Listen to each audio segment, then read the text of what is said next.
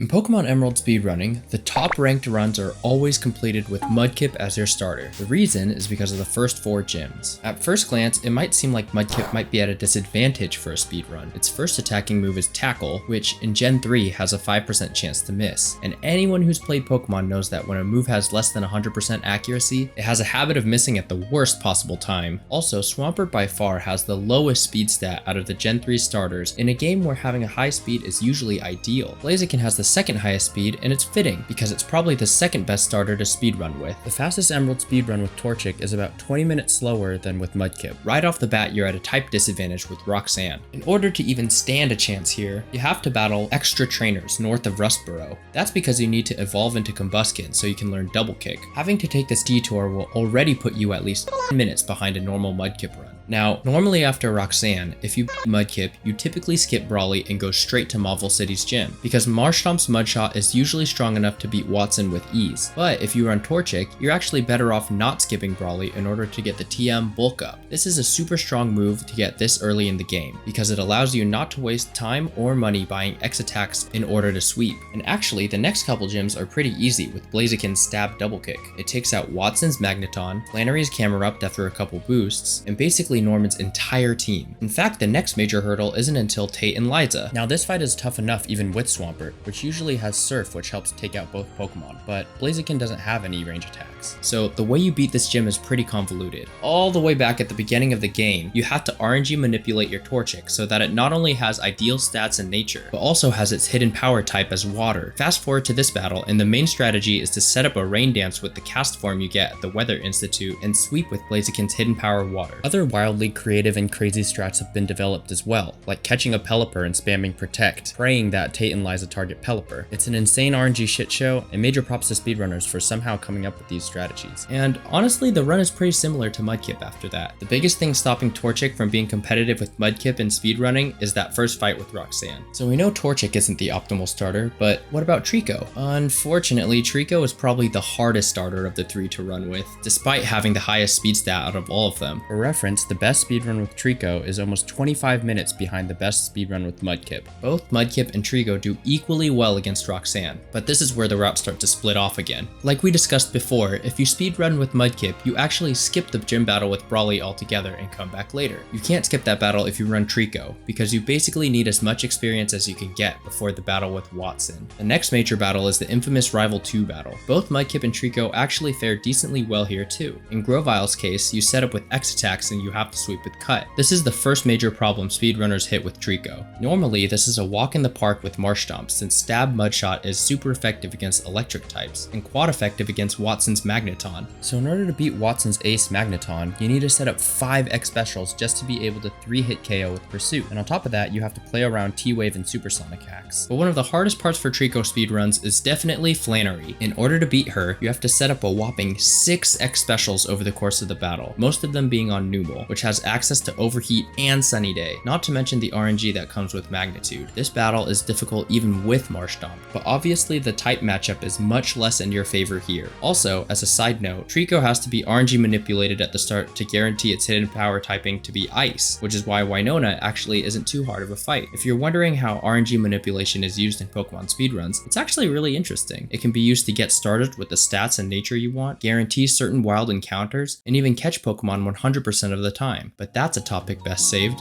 for another day.